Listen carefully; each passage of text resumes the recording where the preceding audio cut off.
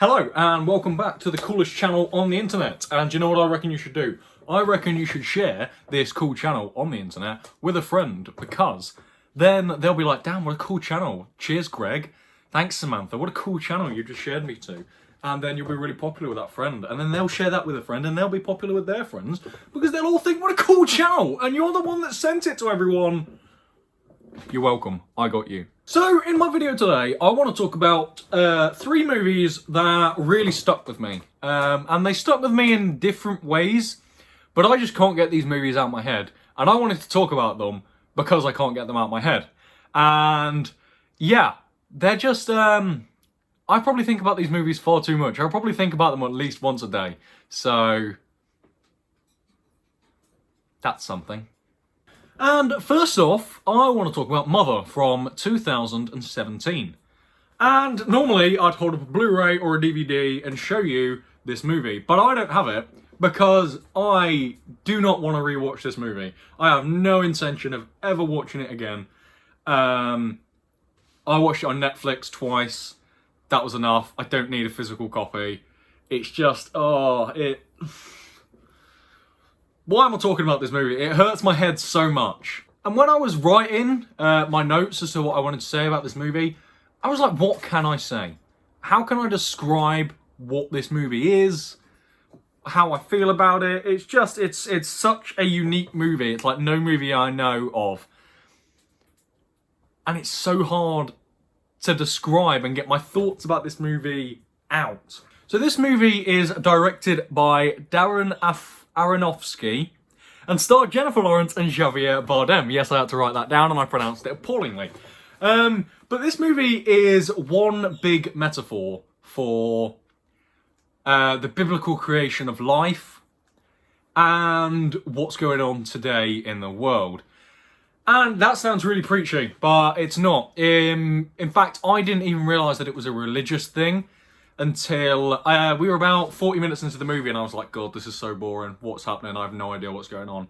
And I was watching this with my friend Fran and she Googled, what the hell is this movie? And then explained it to us a little bit.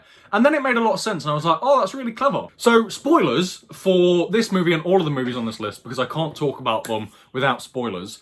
But Mother, played by Jennifer Lawrence, represents Mother Nature. And him, played by Javier Bardem, is a representation for God.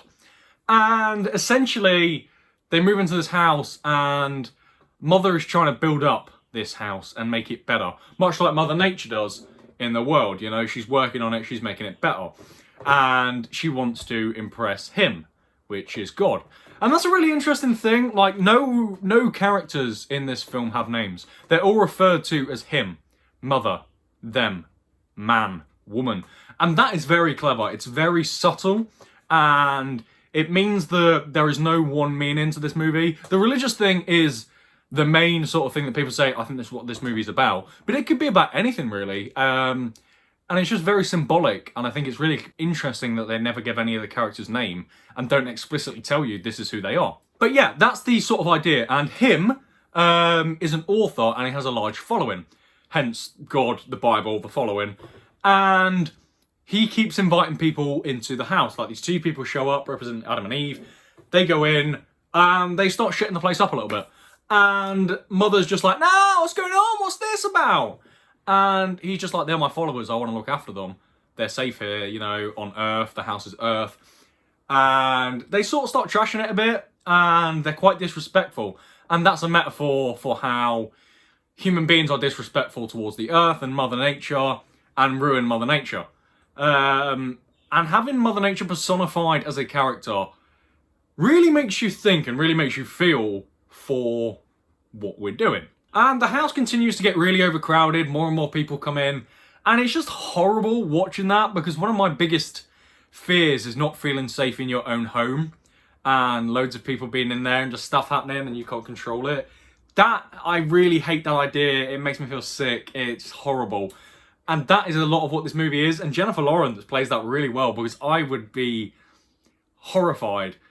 And him is just like, they're my followers, you know, I want them here. And it's just, it's really sort of, it's hard to watch at times, definitely. And as it gets more overcrowded, there's like wars going on and explosions and stuff like that. And Mother's pregnant, and then she starts going into labour in the most horrific way. And she's climbing through all these people, her house is blowing up, and there's people everywhere, and they're all grabbing at her and screaming, and it's just... Oh... This movie, it makes me feel ill. It's horrible. I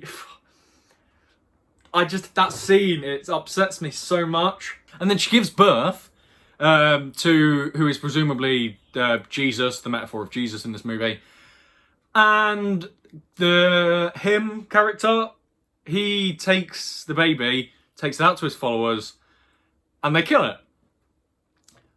And it's horrible. That baby is like minutes old. And it just gets killed in the most horrible way. It's so disgusting. And then it makes it worse because Jennifer Lawrence is screaming. She's upset, of course.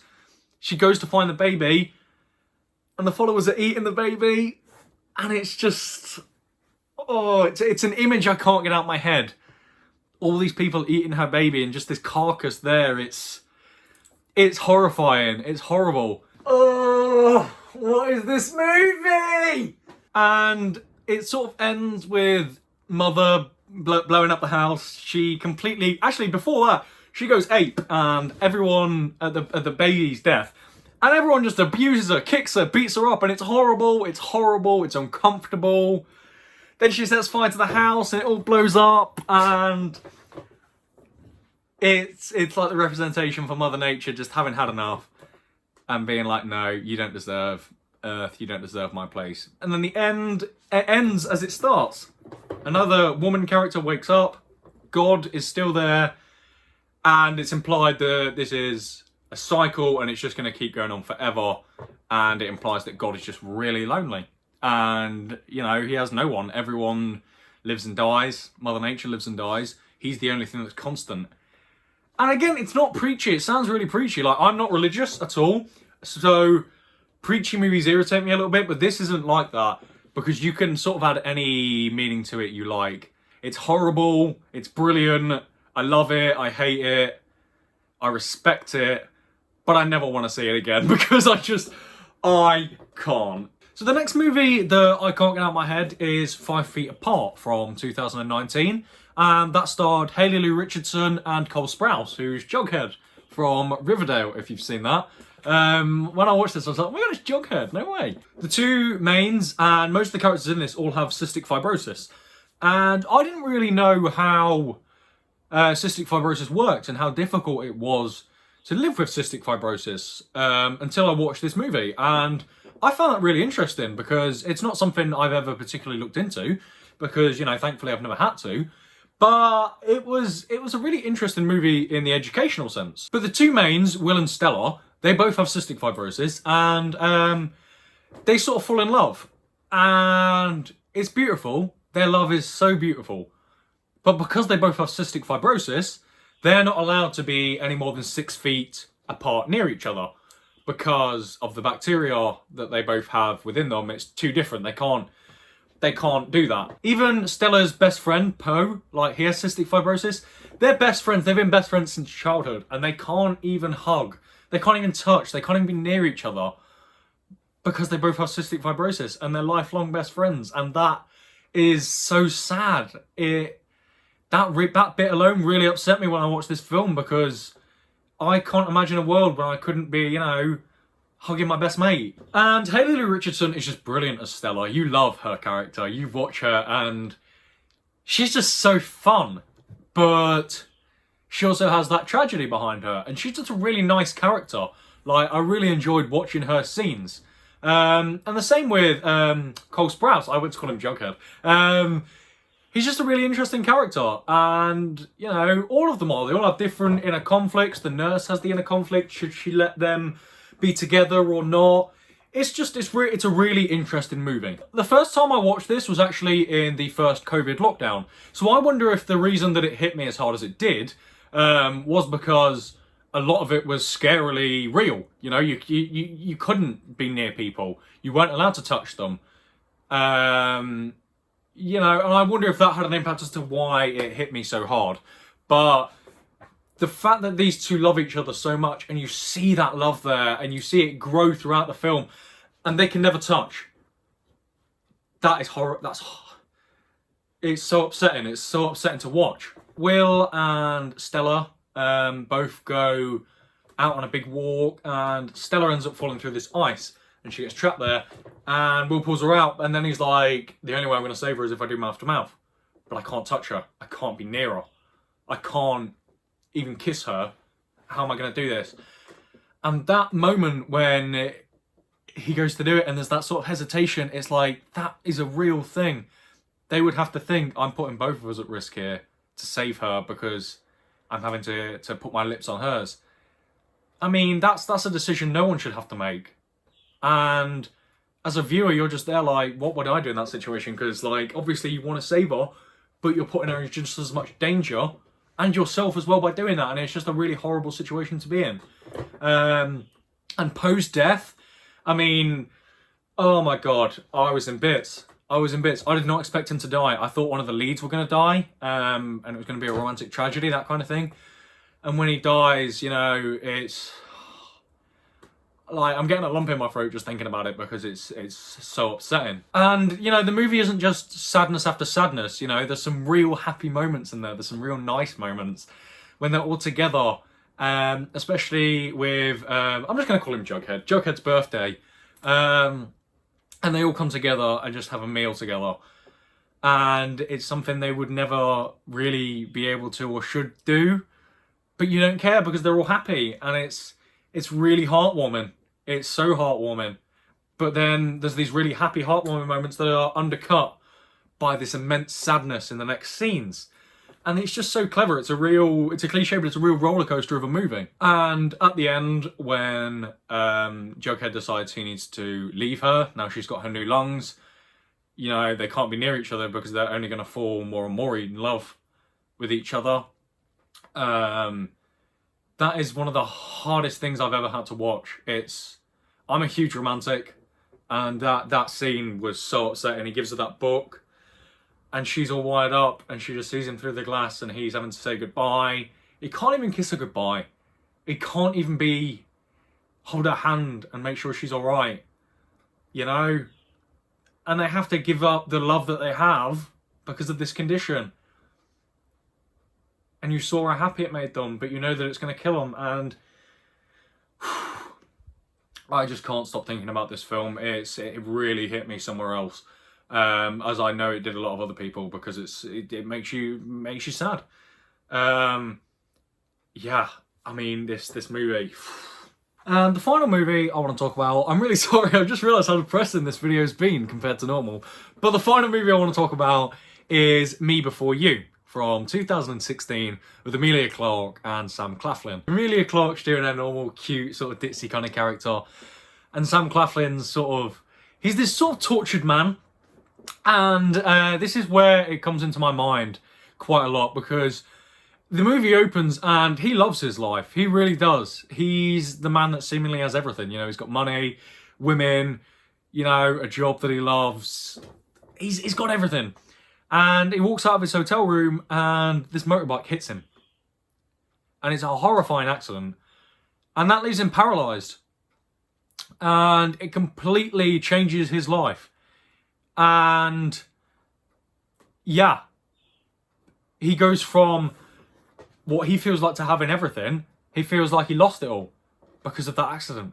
And it had nothing to do with him. He wasn't even riding a motorbike. He wasn't doing anything. He was just crossing the street and he got hit. The big underlying thing in this movie is how Sam Claflin's character wants to commit suicide.